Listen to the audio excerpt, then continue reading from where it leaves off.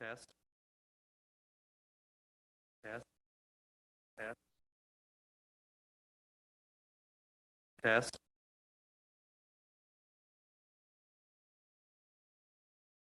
Perfect. I can hear you. Okay. I didn't know if it was No, doing a it thing. took me a second to Oh. join the audio. Yeah. Yeah. So I You did can it. start it if you want. Well, I did it right. How do I start the? So You already in practice session. Start webinar.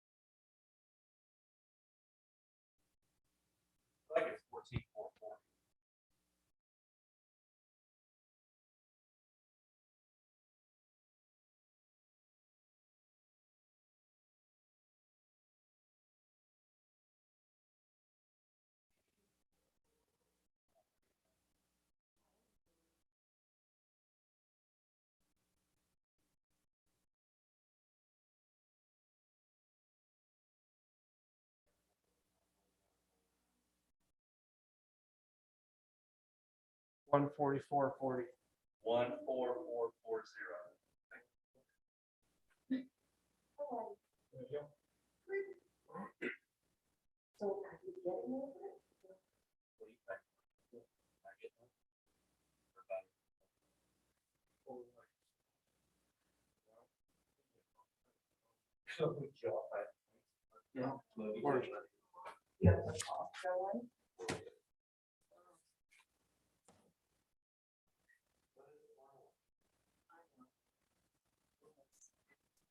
Especially now. It sucks. Yeah, my sister had it back in the beginning of it all. And she said getting her energy back was the worst of it. Well, there was a couple days she thought she was gonna die, but Oh, God. and actually her brother-in-law, we lost him 3 days ago to COVID.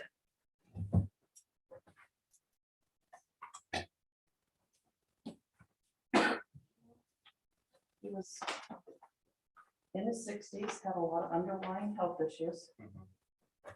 That's unfortunate. Yeah.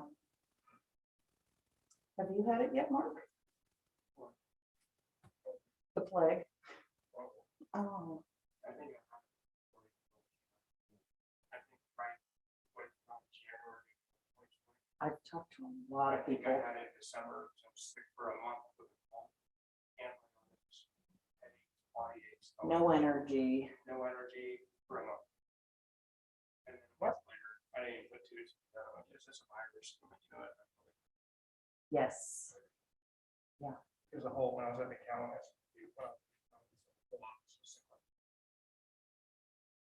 Yeah, it doesn't surprise me. how's it going? Good.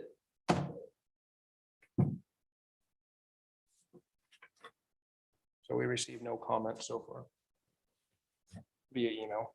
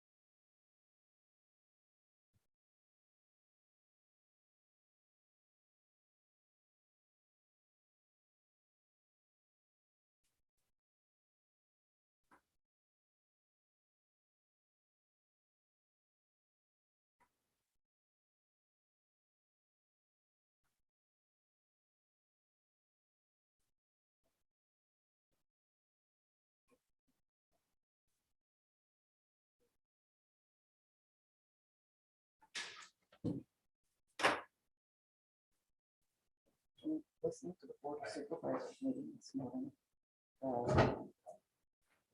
Our interim public health officer wasn't there, but there's a doctor that speaks on his behalf. He was saying that some of the tests, up to 40% of them are coming up incorrect. Not much trust factor there.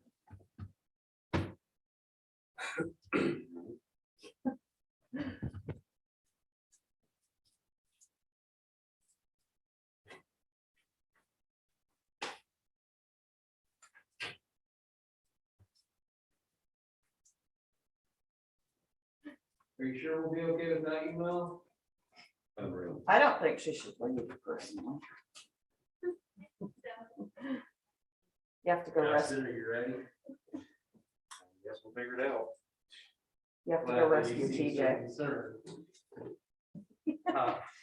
to see you, sir. I got my Call of Duty ready to be playing right now. We're just gonna win it. You may not want her to leave, has nothing to do with your kids, but we just haven't seen her for a couple weeks.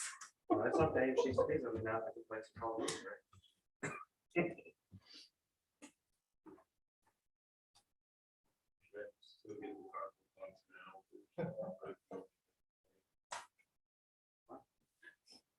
Now I don't really have that much anyway. I can just carry it.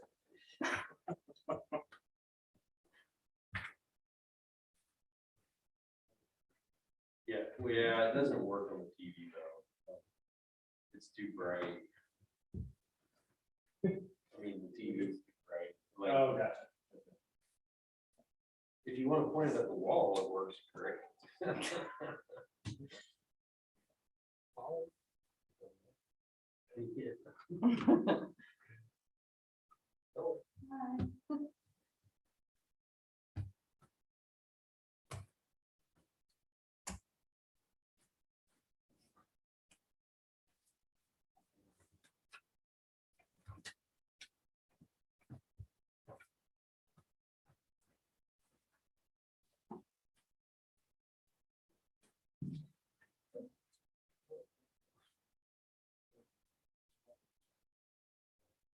Oh, okay, yeah, I get it. Oh, it's the same thing. Okay.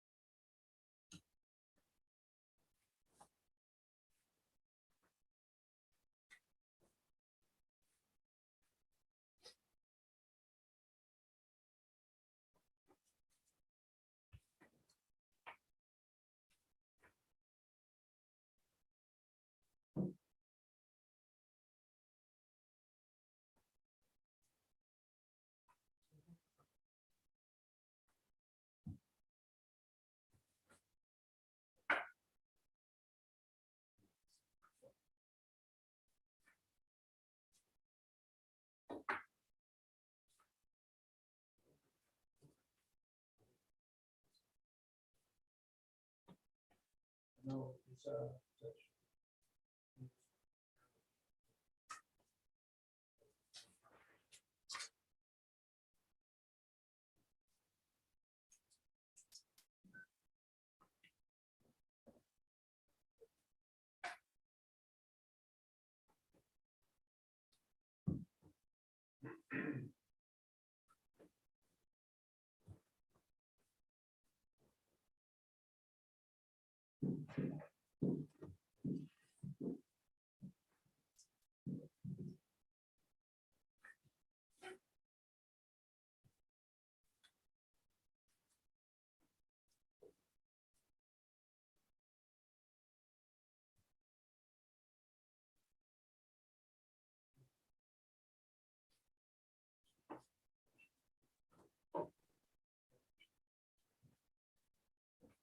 Hey, guys, can you hear me?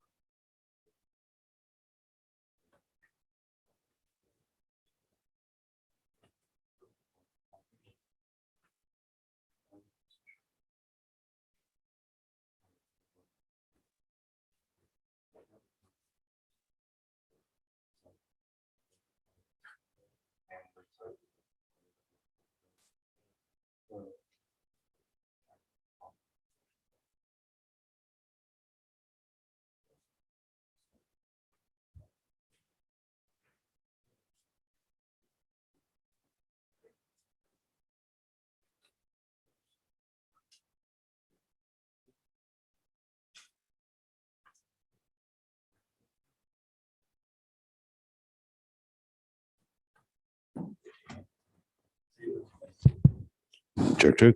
All right, we're ready.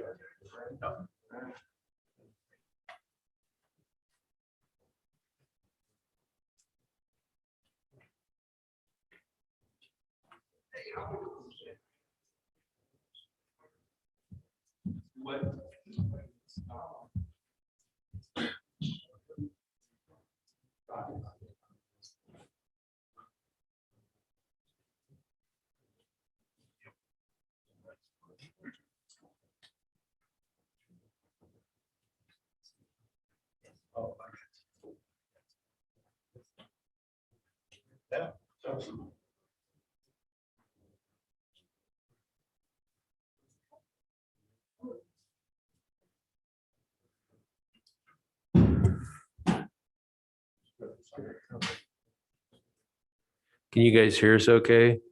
Lisa and Aaron? Yes, thank you. We can't hear you, Lisa. Oh, I can hear you. I'm not muted. What do you think's going on? I can hear Lisa Justin. and the council. It sounded. Test, test, 1, 2, 3. Aaron can hear me. Chambers cannot hear me.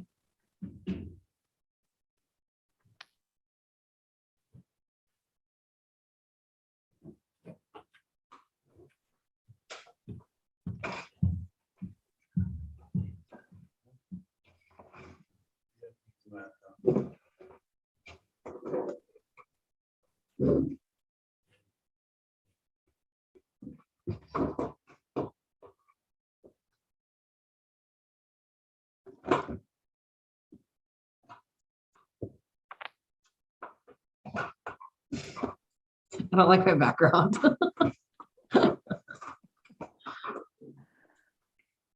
I like your whiteboard. I have whiteboard envy. I wish I was a whole wall of whiteboards. Me too.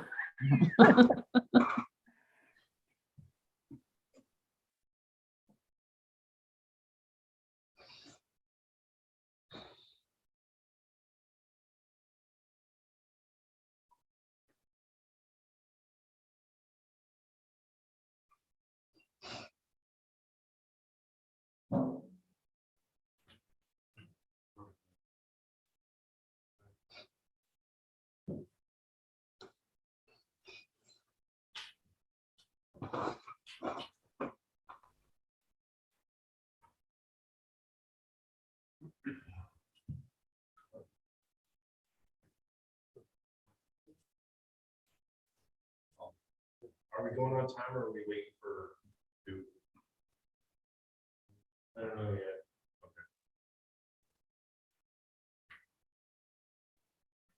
Okay. If you would, Alan, just give me we're about to bring the meeting to order for me.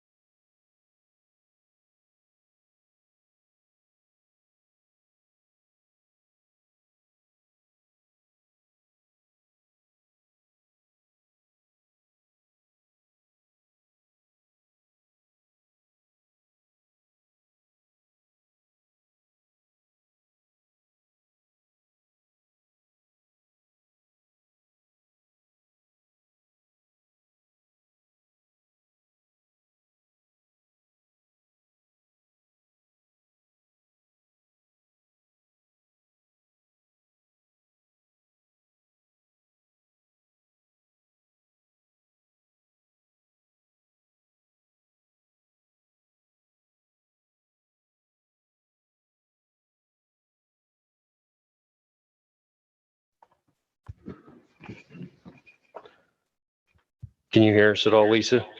Yes, I can hear you. Mute your computer. Can you hear me?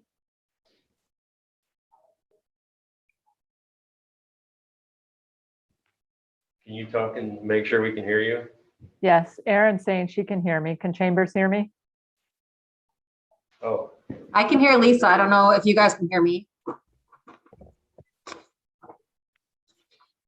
Let's try it again. Can the Chambers hear me?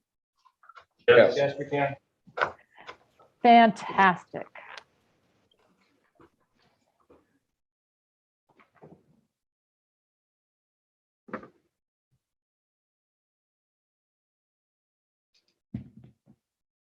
Okay, I'm gonna go tell Thomas and then I think we're ready to go.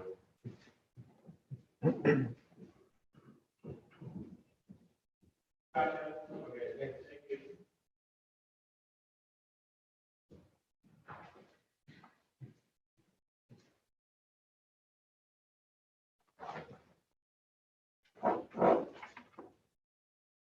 All yours, Lisa. Thank you. Thank you all for viewing tonight's Planning Commission meeting. I'd like to call this meeting to order at the City of Clearlake Chambers on January 25th, 2022. As a reminder, if you are on our Zoom meeting as a participant, please put yourself on mute unless you are speaking. We are currently live streaming this meeting on the city's YouTube channel and the Lake County PEG TV live stream YouTube channel. To begin, can I please have roll? Commissioner Stewart, Present. Commissioner Wilson, Present, Williams, Chair Wilson, present, Vice Chair Coker,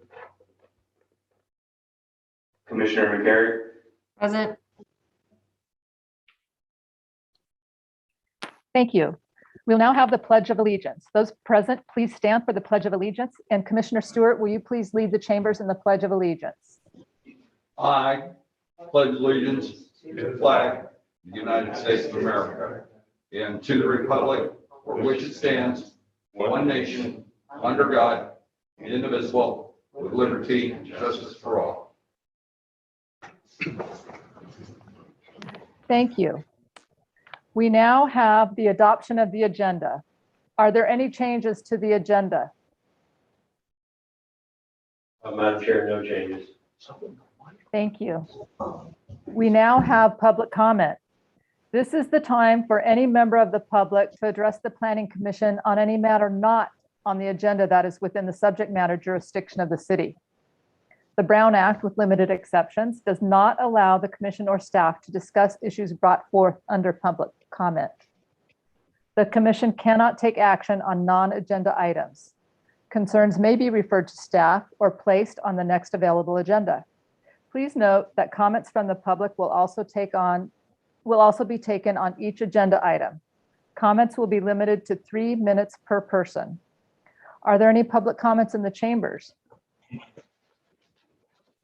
there are none, Any by phone or by Zoom? there are none. Thank you. We will go on the agenda to business. Item number 1 is a conditional use permit. CUP 2021-33 categorical exemption, CE 2021-12 to allow alcoholic beverage sales on-site consumption in an existing established restaurant located at 14094 Lakeshore Drive, Clear Lake, California, 95422. Staff, would you like to report? Yes, this is Mike Taylor, Assistant Planner, City of Clear Lake, and this is for CUP 2021-33 and CE 2021-12. The applicant Elizabeth Vargas, DBA Delicious Alvarez, that's actually the name of the restaurant, has provided an application for your consideration for alcoholic beverages sales for on-site consumption located at 1494 Lakeshore Drive, APN number 040-03306. So the map you see up on the screen there is just the location. On the left side is a map with the the yellow dot, that's the approximate location of the operation and the facility. On the right is a blow up of that area. As you can see on there, it's surrounded by a thin blue line. That is the site. The actual existing structure, which was actually built in 1958, is up front and adjacent to street parking there.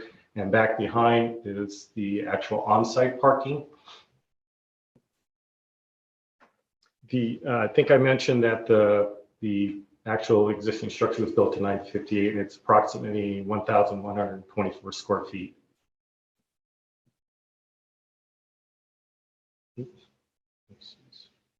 Weird. Okay. Project summary. Alcohol beverage sales on-site consumption land use pursuant to section 18-18.030, commercial recreation and amusement uses allowed by zones. This is addressed in table 5 of the zoning ordinance. The property is an existing single tenant commercial space. And as I mentioned, it's approximately 1,124 square feet. All alcoholic beverages sales will be performed on site as per that previous mentioned zoning ordinance. The applicant is currently in application with the Alcoholic Beverage Control for a Type 47 license, which includes beer, wine, and distilled spirits, basically all types of alcoholic beverages. And it will be for purchase in addition to the food items that the owner is proposing for purchase. At this time, no cocktail lounge or bar is proposed by the applicant. The hours of operation, and I might mention that the applicant has proposed an operation hours of 11 a.m. to 2 a.m. However, the city police department was concerned with the restaurant being open that late for security purposes. So they conditioned, the city and planning conditioned the operation to be open from Monday through Sunday, 6 a.m. to 11 p.m. Recently, the applicant has requested consideration for extended hours up to 2 a.m. on the weekends. However, it is still the city's position that we keep the Monday through Sunday, 6 a.m. to 11 p.m. The applicant anticipates 6 employees at this time for the operation. This is a map of the zoning. The project, as described earlier, is zoned downtown commercial. Also, you can see it's the yellow dot there. The location of the operation. Also, you can see the other types of zones that surround. There's medium density residential to the right, and up at the top is which park is it? Austin Park, and then City Hall is just above that. That's Olympic Drive, the dark black line that's coming in and tying in with Lakeshore Drive. Let's see. Okay. So a couple of conditions that are specific to this project. Other conditions are general in nature in the conditions of approval. If you want to, you may refer to those conditions there, but 2 conditions. Item 2, which is the hours of operation, which was previously discussed. We are conditioning the project to operate from 6 a.m. to 11 p.m. Monday through Sunday. Item 16, I would like to defer to Mark Robinson, Senior Planner, to explain that particular condition. Thank you, Mike. So typically for operations, we require the installation of curb, gutter, and sidewalk prior to operation.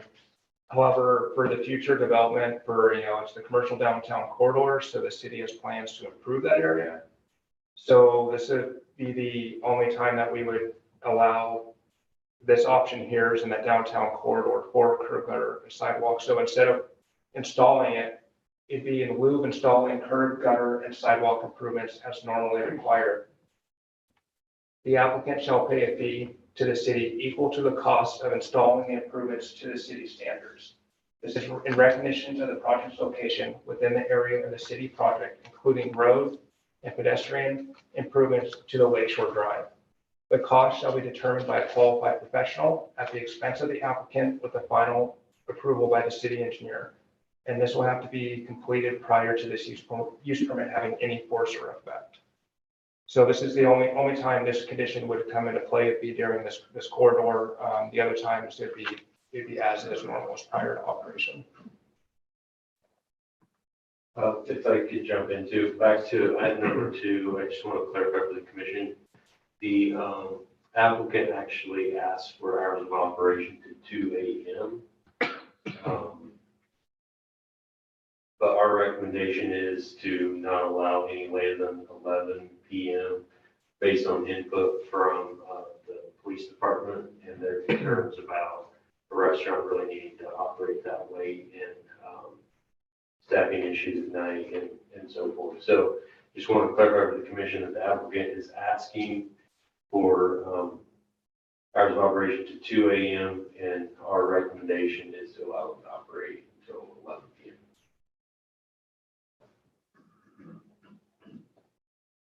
Thank you. I just wanted to back up a bit. This thing's not working. Environmental analysis, we kind of skipped over that one prior to getting to the conditions, but this project is, the staff has determined, is category exempt for the Environmental Quality Act, Section 15301 for existing facilities. At this time, staff recommends that the Planning Commission approve the CUP 2021-33 and categorical code exception CE 2021-12. You can view the other options in the resolution PC 2022-07, which is attachment 1. Thank you.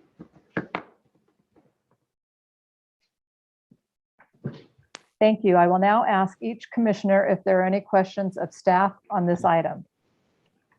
Commissioner McCarrick? Thank you, Chair Wilson. I just have 2 questions. Just curiosity's sake, if they wanted to change their hours again, does that go through the Planning Commission or is that a city? It has no bearing on my decision. I was just curious. And then the second question is just clarification on the curb gutter sidewalk, that they are getting the engineer to do the estimate, the cost estimate, or is it a city engineer that's doing the cost estimate? Okay, so the first question, yeah, if it's a condition that's approved by the Planning Commission, it would take the Planning Commission to change that. And then related to the curb gutter and sidewalk, yeah, we would place it on the applicant to have a qualified professional that would then be, and then that estimate would be reviewed by and approved by the city engineer to make sure that it's, covering everything to the city standard. Thank you. Thank you. Commissioner Stewart? I'm concerned about item 16. In lieu of what the applicant's looking to do here, which is simply be able to provide some cocktails with dinner, I think that making them pony up enough money for curb gutter and sidewalk improvements someday is onerous and, in my opinion, out of line. I don't think they should be made to do that. If they were triggering or doing some sort of major renovation there, which is the way the city used to do stuff, which was if you were going to do a major remodel or do $10,000 worth of work or something like that, then it was part of the deal that you would do curb gutter and sidewalk. But for these small time restaurant operators, I mean, we could ask staff, I don't know how many feet of frontage these guys have, but I'm guessing it's over 50 feet.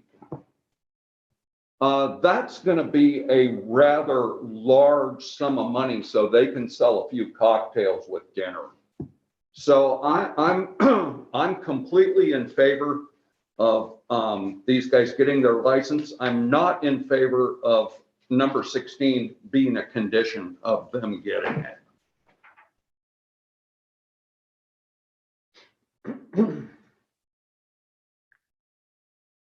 Thank you, Commissioner Stewart. Do you have a question in there? Just, is that a comment? Do you have a No. question to staff about? No, no how- question. Thank you. Commissioner Williams? I have no additional questions at this time. Staff was able to answer my questions prior to this evening. I do have a comment, though, that for a restaurant, 11 p.m. seems reasonable to me. This isn't a bar. I'm not for it being opened until 2 a.m. Thank you, Commissioner Williams, and welcome, Commissioner Coker. Thank you. I do not have any comments at this time. I will open the public hearing on this matter. Are there any public comments on this agenda item?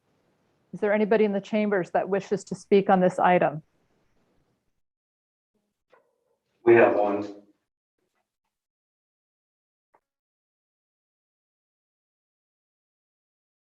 Good evening, Commissioners and staff.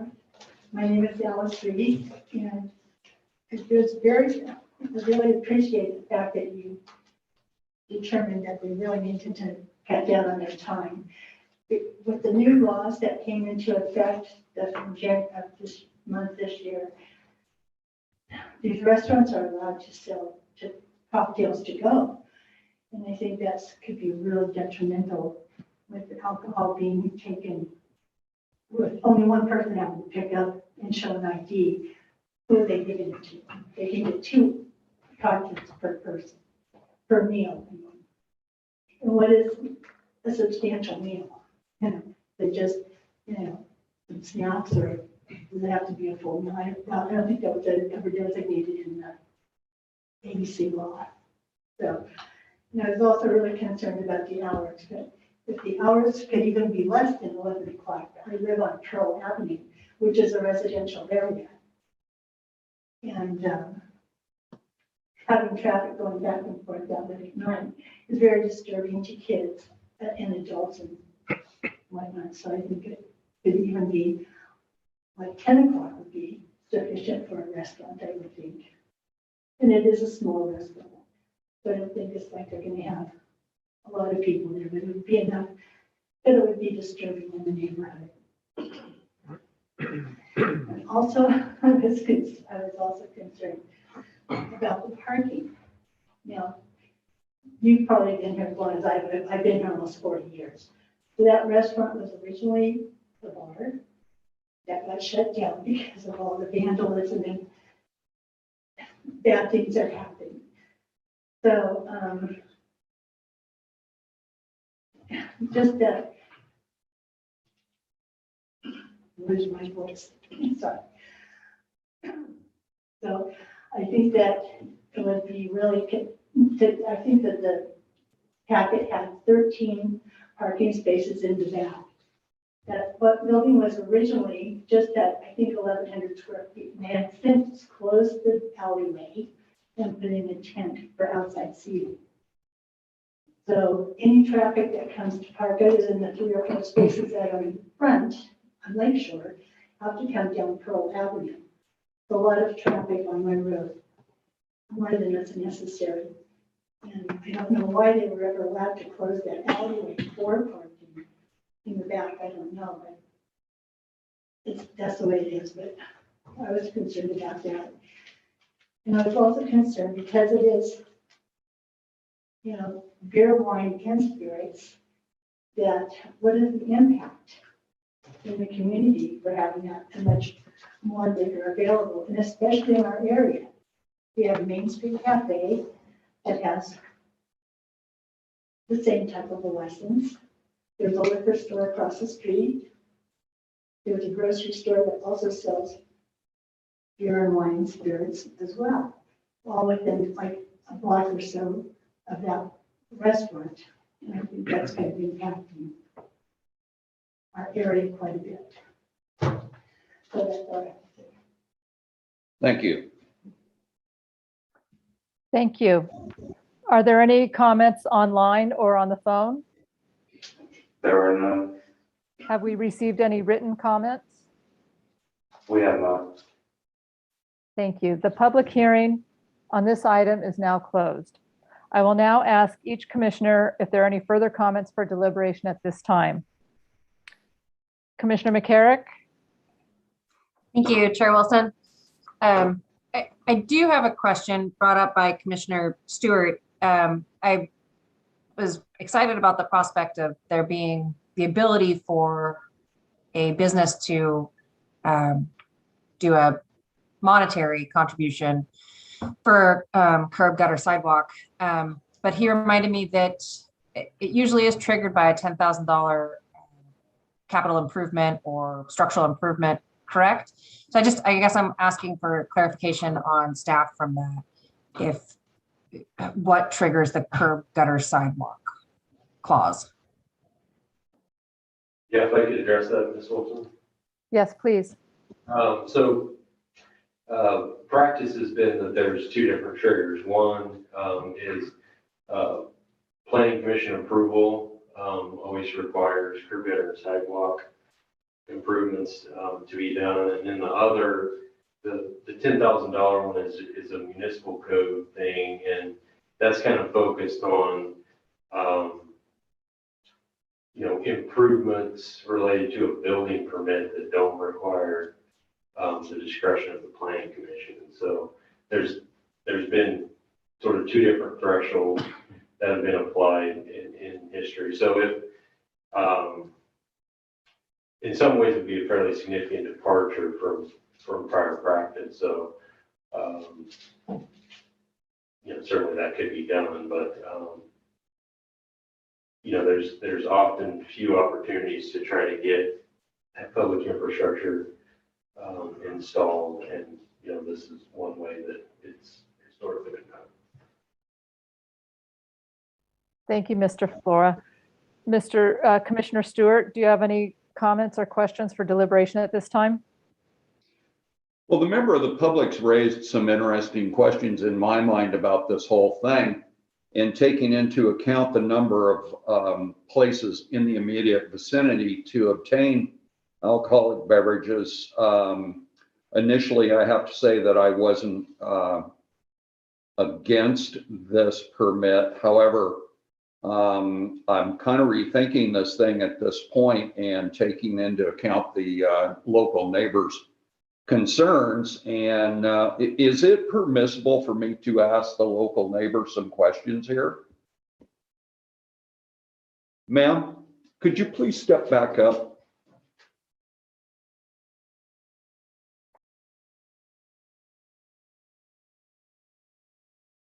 So you've heard what I've been saying here, and I guess my question is, at this point, by your observation as a nearby neighbor, how late is this place normally open now? And also, I've observed just in my own going by that there's usually, with this particular business, there's a significant portion of time every year, usually around December, January, that although they're actually open now, that I've noticed in the past, they've been closed for anywhere from a month to one time, 2 or 3 months they were closed. But my big question is, during their normal course of business that you've observed now, whatever time they normally serve to, have you noticed any particular problems emanating from their parking onto Pearl Street, or any particular problems that are associated with this business? Because it's kind of my opinion that really depends a lot on who's running the business and how they run it. Catfish Max was a notorious dive bar forever. And yeah, it's really not surprising that there was a lot of problems emanating from there. But, I do want to take your concerns into consideration here before I make a decision, but I'm curious about specific impacts from this existing business. Well, it's been rather erratic. Sometimes there's been a lot of traffic and people sitting in their cars playing music and stuff very late at night. And other times it's been very calm. But there is a lot of traffic in and out I don't know, they also have, I don't know who puts it on, but it's some kind of a food giveaway every week or something, which, but that's always usually in the mornings, but a lot of people linger. So, but at night, on the weekends, usually, there are many weekends, people just parked in the parking lot there.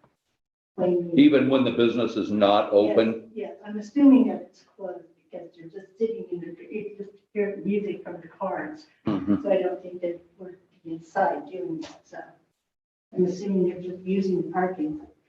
But I don't know why they would feel they can use the parking lot unless the owners. Have you noticed a similar problem at the market down the street with the parking on the backside there? Okay. It's not always, but there are occasions when it's pretty loud and racing up and down the street occasionally. Sure. Not often, but just with the liquor license, people are doing it to make a profit. So they're obviously going to have a lot more business in order to do that, or they wouldn't apply to pay for that license. Well, really, the application fee and so on for that license is pretty nominal. And I don't know, it's my opinion in talking to local bar owners that I know personally, that, the way it used to be was you made money off the booze and the restaurant was just there for people to eat while they were in there boozing it up. And now it's the other way around. The restaurant carries the liquor. The liquor end of it, in virtually every bar that I know the owner of, the liquor end of it really is a very small portion of their income, because the culture in this country has changed, and the drinking habits of years past are not there anymore. So, but I do understand your concerns, and I do understand that, the majority of patrons in this restaurant may be from a culture that's different from, longtime historical perspective that older people like you and I might be used to. So there might be some cultural differences that contribute to the situations that you're talking about. I'm just, at this point, I'm not quite sure if that's quite enough reason to deny this permit, but thank you for your input. Well, I just wanted to reiterate that booze does make a difference in the profitability at any restaurant. And I have 2 relatives that have restaurants with full liquor licenses in Southern California, and they make a lot of money off their booze. Mhm. It's like about 51% of the total profit of the premises. So it does make a difference. Thank you. And then I have a question for staff, if that's all right. So is it possible at this point to, and not referring to item 16, the curb, gutter, and sidewalks, I'm curious if it's possible to put some more conditions in here about when the business closes, that they have some sort of even if it's a chain across a couple of poles, that their parking lot is locked up at night to where they're limiting how many people can stay in there half the night blasting music out. I'm also curious if our use permit supersedes state law about the booze to go, or does state law supersede us?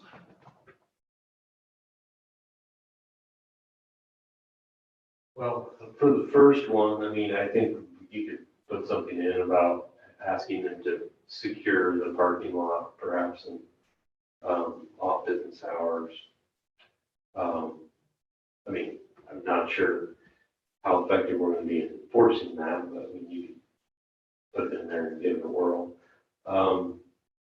As far as the other one, I guess, can you be a little bit more specific on what you're talking about? You're talking about the new state law related to delivery of certain cocktails or something? Correct. The neighbor mentioned that there's been a change to state law allowing people to take 2, if they get a dinner to go, they can get 2 cocktails to go with it.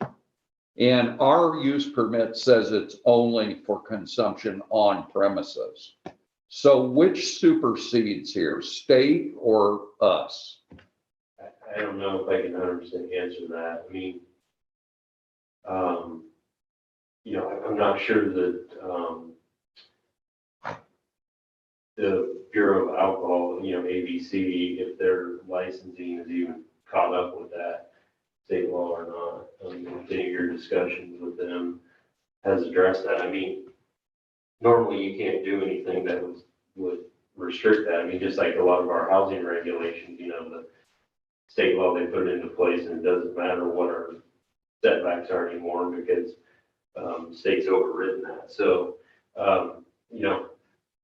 that's not very much clarity, but without, having our city attorney look into it a little bit more. I mean, I would expect that probably if you put a condition in saying that that's prohibited, taking 2 cocktails with you, and they can get a permit through ABC to do it, that we probably wouldn't be able to enforce ours, but I don't 100% know. I think that makes perfect sense, actually. So that's all the comment I have for the moment, but I will have some more comment before we decide to approve this, because I do want to insert that other condition about securing the parking lot. This is the time to do that, Chairman, Commissioner Stewart. We're doing the round robin with the commissioners right now. Thank you. That would be my suggestion, that we insert another condition in there that the parking be secured in the hours that the restaurant is not open to the public.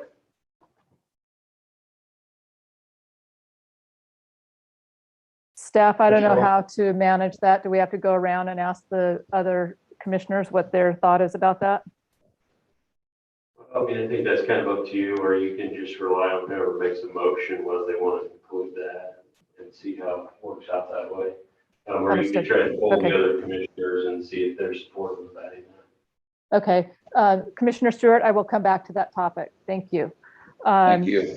Commissioner Williams, do you have any comments in our final round here or Yeah, questions? my comment on item number 16 is, if we start waiving it for one business, are we setting a precedence that someone else can come in and want to change something in their business and they can fight it? So that would be my concern with waiving the fee for them. And then my question, the monies that they pay just go into the fund that will be used to do the improvements, correct?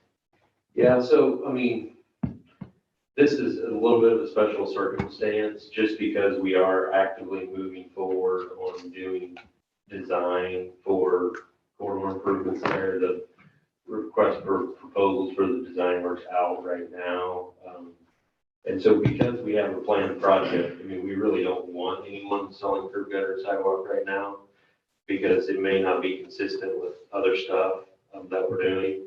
The basic city standards just has the curb gutter and sidewalk, and, our plan for this project would include, street trees and lighting and all that other stuff that you kind of like to see in a nice downtown. And so they wouldn't be held responsible for that portion of it, just like the basic city standard. And that way, we would just set up a special fund. We take their, 15,000 or whatever it is, put it in that fund, and then we would just put it towards the project cost.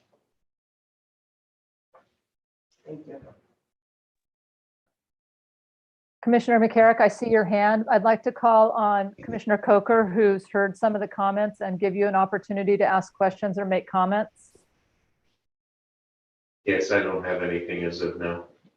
Thank you, Commissioner Coker. Commissioner McCarrick, you have your hand up. Yeah, that was just it was a quick, to my previous statement was,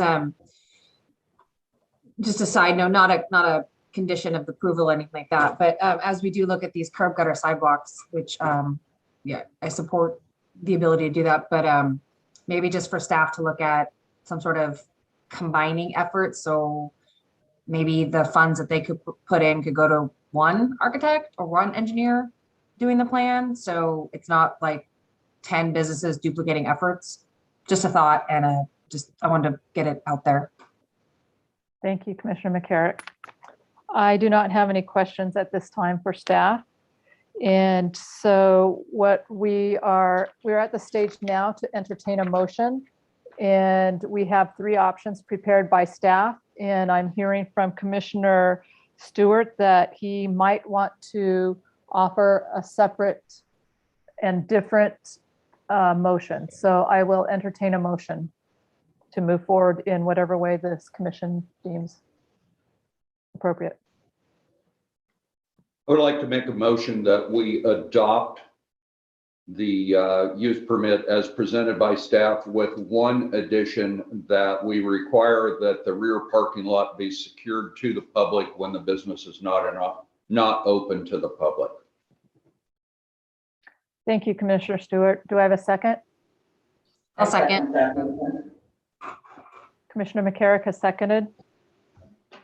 May I have a roll call vote? Commissioner Stewart, Aye. Commissioner Williams, Aye. Vice Chair Coker. Aye. Chair Wilson, Aye. Commissioner McCarrick. Aye. Thank you. The motion passes. Item number 2, conditional use permit, CUP 2021-34, categorical exception, CE 2021-13, to allow to establish an online wholesaler and retail automobile sales operation pursuant to Table 5. Staff, will you please report? So good evening, everybody. This is Senior Planner Mark Roberts. So we're here tonight to hear about USA Vehicle Locator LLC. It's for an online retail and wholesale vehicles. It's located at 14585 in Olympic Drive in Suite A on APN 039-164-41.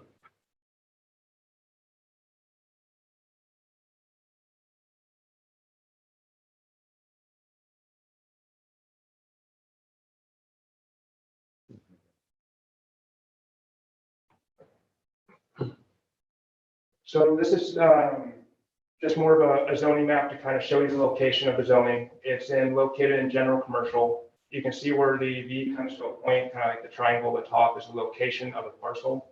In the bottom right-hand corner, the parcel is highlighted in red. And then to the right is just the area that's on the Olympic Drive, more of the downtown, general commercial corridor.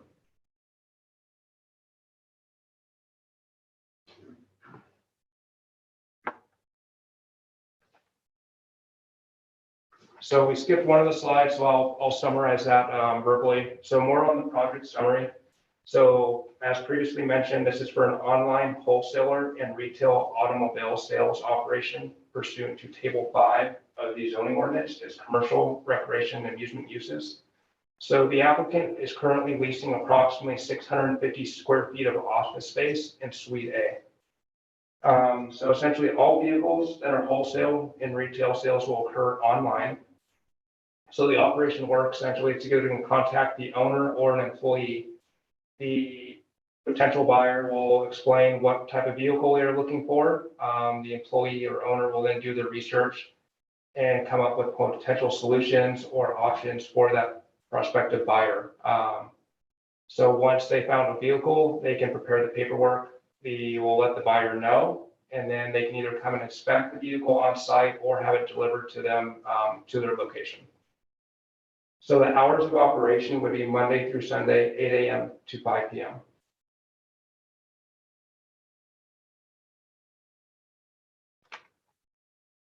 So for environmental analysis, since it's within the existing facility, staff has made the determination that the project is category exempt.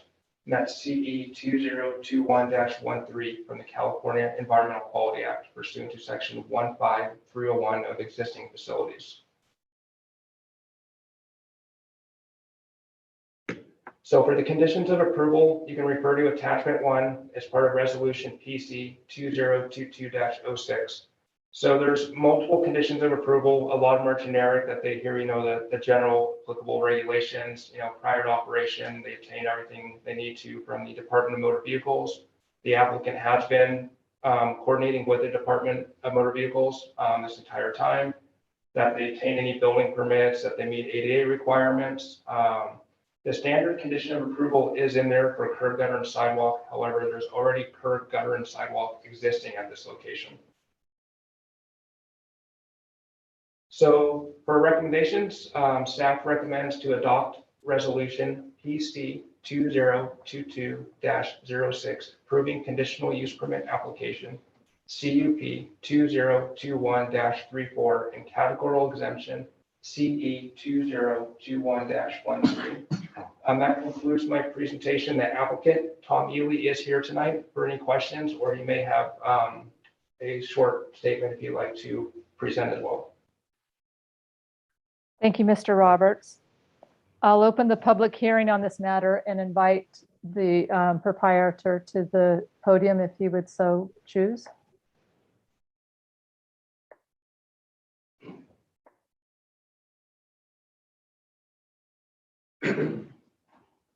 Commissioner and staff. So I've been here for 31 years. I'm a vet. I've been in the industry for 12 years. The way that automobiles these days are being sold is from the couch or online because of the epidemic. I don't want a lot. Basically, I want to have the customer qualified. I already have a wholesale license. I already have a security bond, sales tax permit. So I am licensed in that category right now. But basically, once that they contact me, I find 2 cars. I do get them reconditioned, get them financed first, and get them reconditioned. Then the vehicle is drive both to their home, and they do the DocuSign, and then I move to the next.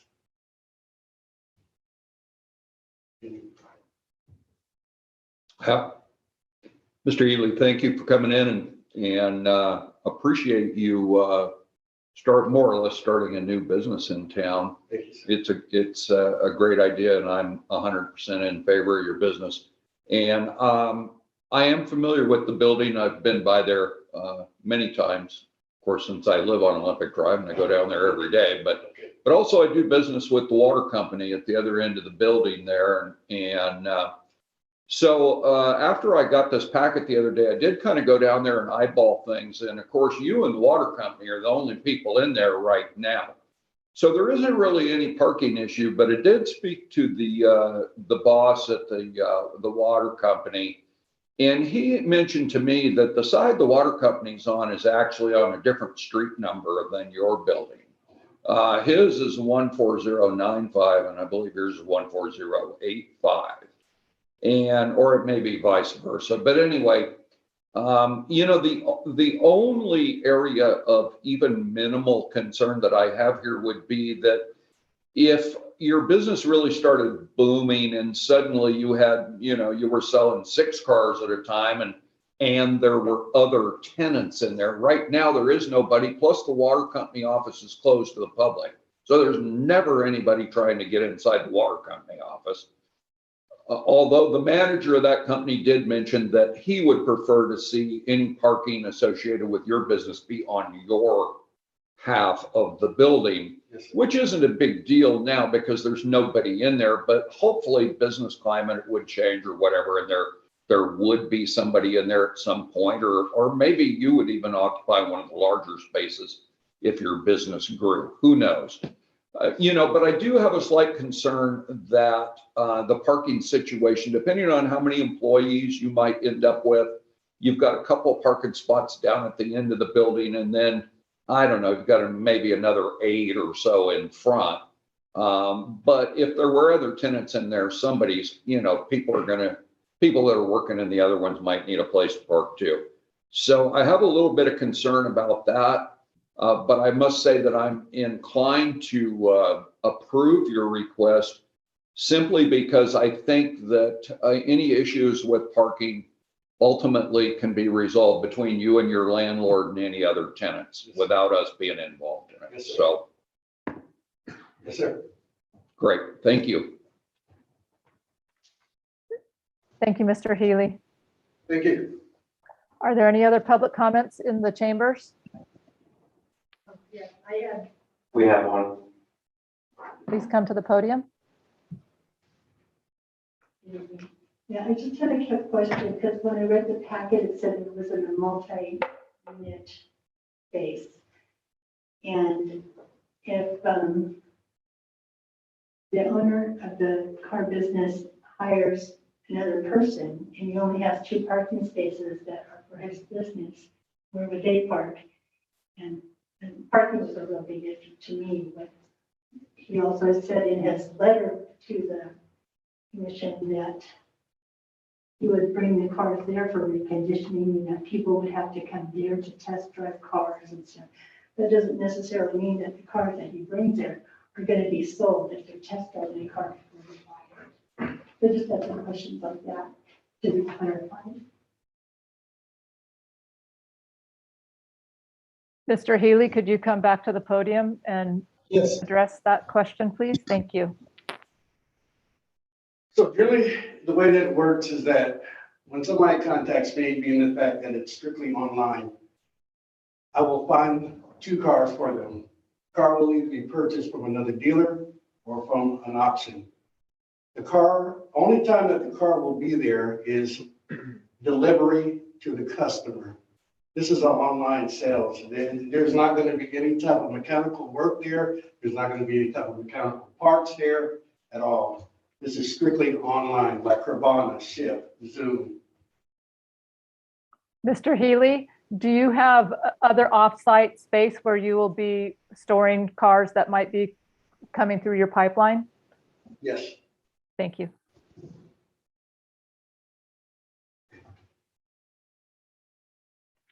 Do we have any comments on the phone or in the Zoom? There are none. Do we have any written comments on this item? We do not. Thank you. I will now close public hearing on this item, and I will now ask each commissioner if there are any further comments for deliberation on the item. Coker? No, I do not have any.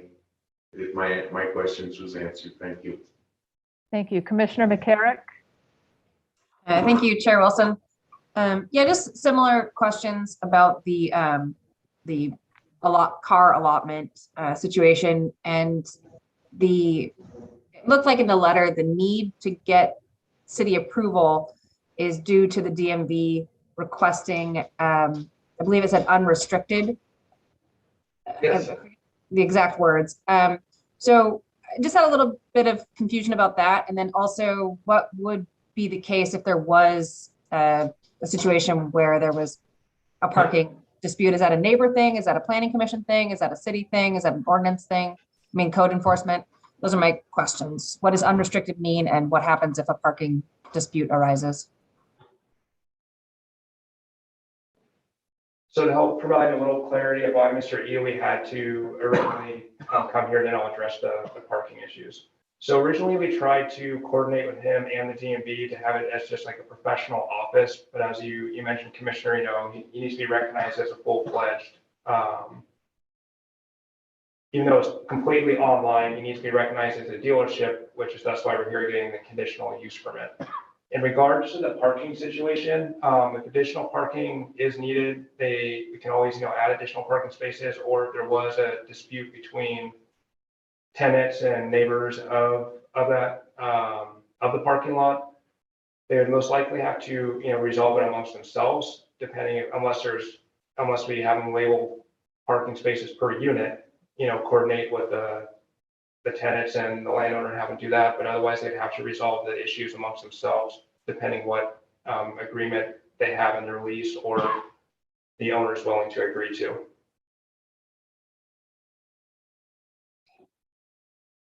Okay, so it says that I understand that he has to be designated as a dealership, but when it says unrestricted, is it inherently restricted by the space of the lot? So that's my question, right? So like if it's a regular physical car dealership, my understanding is that the DMV would say you're restricted by, this is your parcel, et cetera. So is it inherently restricted by the fact that there are X amount of parking spots associated with unit A?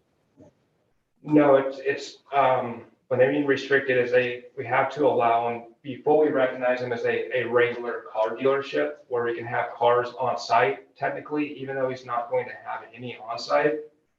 When I was speaking with the DMV, they didn't have any other options or license types at this time for online sales. They only have the option of being recognized as a full-fledged regular car dealership. That's what they mean by unrestricted from what they explained to me. Okay, So thank then you. it's just the planning commission's approval and the use permit conditions, which would further restrict that to like not have on-site sales.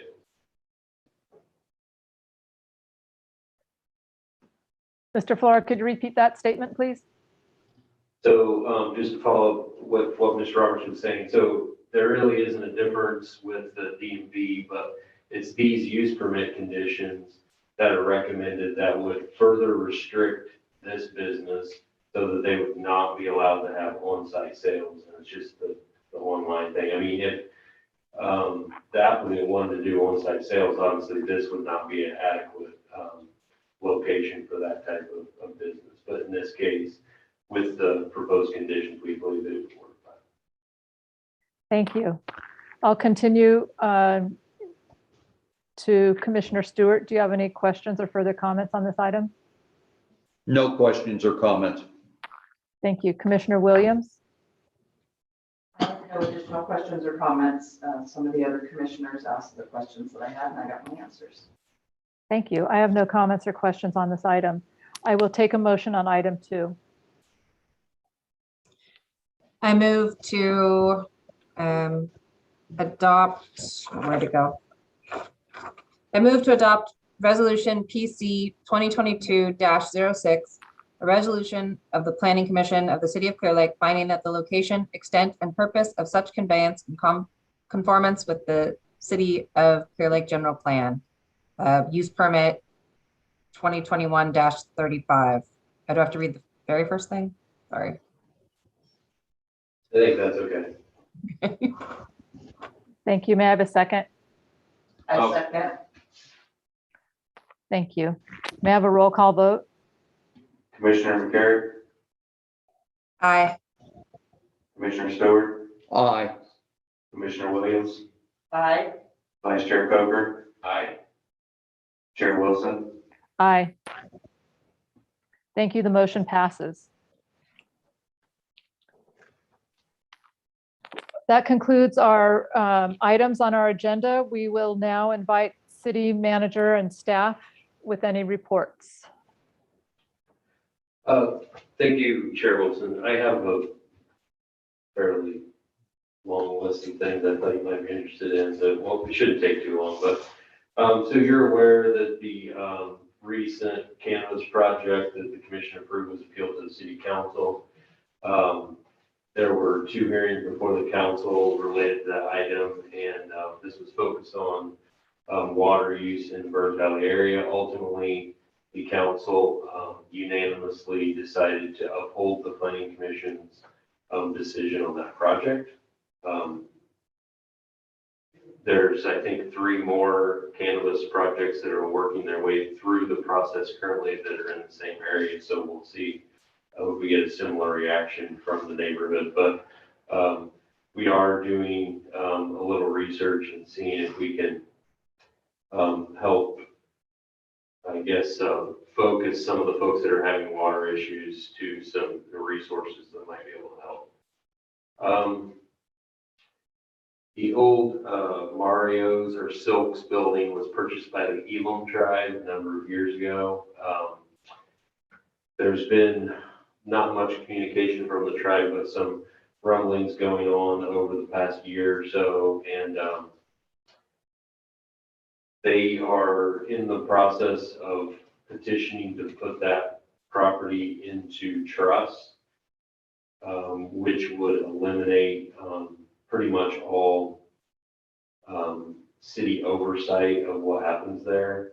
Their plan is to build a convenience store and gas station at that location. And so we'll see how that plays out. There's some limited opportunity for the city to provide input on that project. it's something that's of great concern to the neighboring gas stations in that area. In fact, the gas station directly across the street has been working on plans to expand and upgrade their facility, and they have stated that they're simply not going to do that if this project goes forward, because there's no way that the other gas stations are going to be able to compete price-wise, because with that property being in trust, the tribe is not subject to paying tax on the gas. The county approved today moving forward with a property tax auction. Not sure the date has been set exactly. I believe it's sometime in May. There's roughly 900 properties, so that will be offered unless some of them are redeemed ahead of time.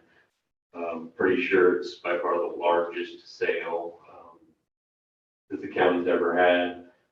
One frustration with this is we were again offered the opportunity to provide information to the tax collector on recommended parcels to be sold. That was done in a timely manner, and those recommendations were pretty much ignored, it looks like, based on the list. So good thing is there's over 400 parcels in the city that will be offered at auction unless they're redeemed before that time. Unfortunately, we were hoping to be a little more strategic about which ones were offered, but that's not the case this time. Phase one for the Burns Valley project is we're expecting the bids to be in this Thursday, so that'll include the mudslinger site, some backbone infrastructure, and phase one kind of the public works yard build. This is north of the PG&E yard back there, kind of along Burns Valley Creek. We have grant applications. We have one submitted for phase two, and we're submitting another one next week for the sports complex and rec center portions of that project. I mentioned earlier the request for proposals for design for Lakeshore Drive is out now, and those will be back in the next, I forget the exact date, next week or two at the most. We have really so many road projects either in progress or in planning phases. There's really kind of too many to mention right now. The airport project is coming along. You may have noticed that the former water park that the city recently purchased back, the demolition of that is underway currently.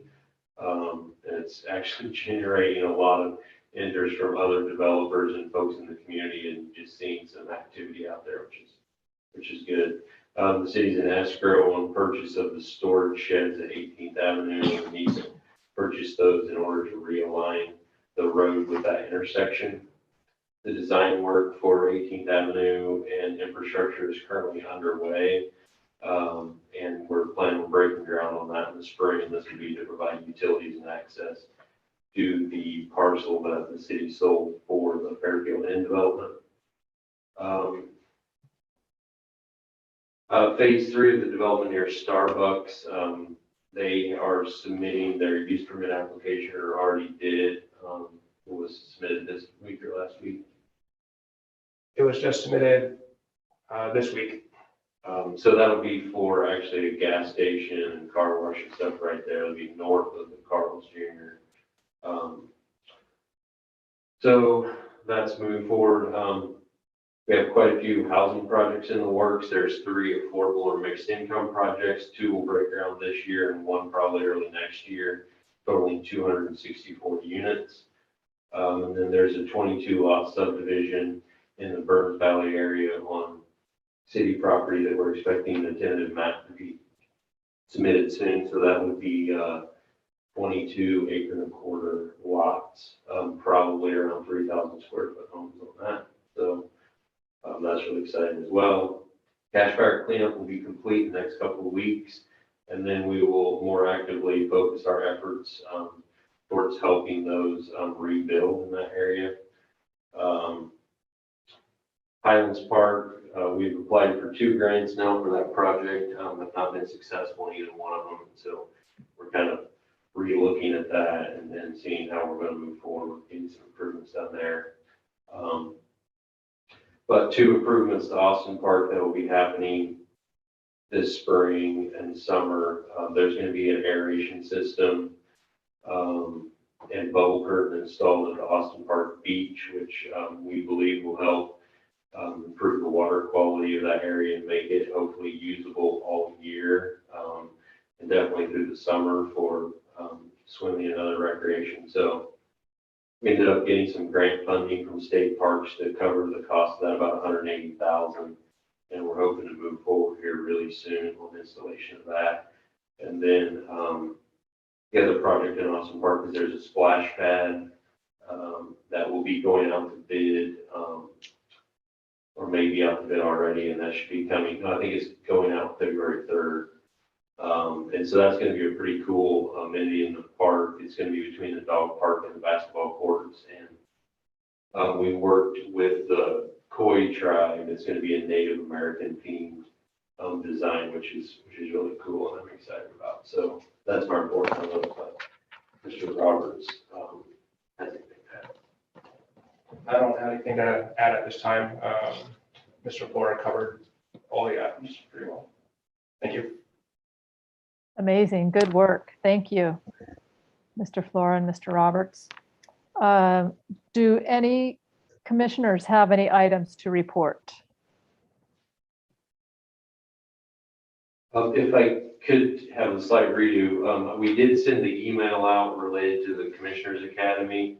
I'm not sure who all may have responded. I know I saw Miss Wilson's response, but those things fill up pretty quick. So if you do have an interest in attending, please let us know as soon as you can. I highly recommend going. I will not be attending, but if anybody is the slightest bit interested, it's really, really good work for our planning commissioner brains. Seeing no other comments, are there any requests for future agenda items?